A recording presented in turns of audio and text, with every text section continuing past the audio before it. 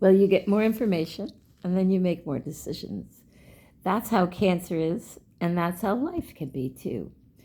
So yesterday I was headed to LA from Northern California, and I'm supposed to be in the recording studio today, 9 to 11, then head down further down south so that I'm nearby for the NAMM conference at Anaheim Convention Center.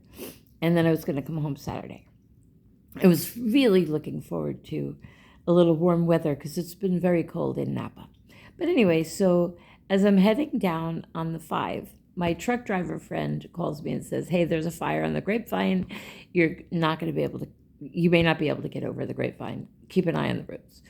So the Grapevine, if you don't know, is a mountain pass road that takes you from Central California into Southern California. And you have to go over the Grapevine or some pass some way, or have been on the coast road, or have been further inland.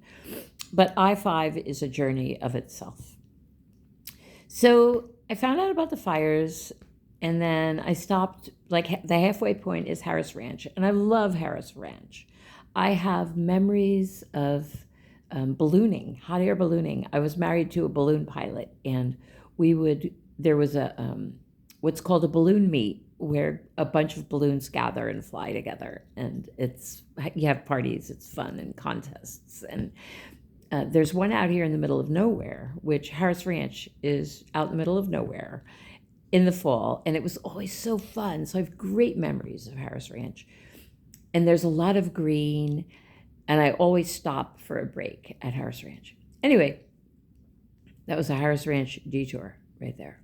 So I got to Harris Ranch, and I called because I'm supposed to be in the recording studio at 9 o'clock Thursday morning. So that's why I wanted to get over the Grapevine and drop into LA and spend the night and be nearby. So I called the producer, and he's like, well, you should keep coming. I'm like, oh, okay. And he didn't really know anything. And then I got about, 50 miles further south, and he called back and he said, my wife just called me and I-5 is completely closed over the Grapevine. So I turned around, came back to Harris Ranch, spent the night here. I love it here. Like I said, I have great memories here. They have a nice restaurant. My dog Scout was with me. She is my service dog. When the cancer takes my bones, which happens periodically, and my legs give out, she helps me get back up if I fall. It doesn't happen often, but she's gotten me out of a jam a couple of times. So anyway, so I'm at Harris Ranch, and it's really lovely here. And then I was thinking about every mile yesterday that I went further south, and I could see the smoke, the wall of smoke.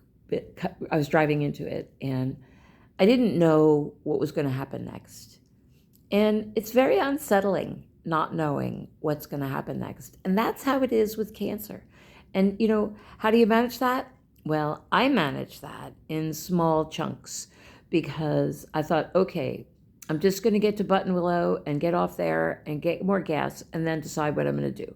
So as I carried on, that's kind of how I soothed the anxiety. It's like, okay, I'll get more information, then I'll make a decision. And that's what it's like with cancer. Get more information, then make a decision. So it's life, travel, cancer, all of it. It's not a straight road. And how you are with cancer is also probably how you are with everything. So if you want to do things different, start with the easy stuff. Like getting to the store and back, and then work on the harder stuff. But the best way, the only way I know, is to stay close to the right now. Because anxiety means you're too far out in front of it, and you don't know what's going to happen. So we never know what's going to happen.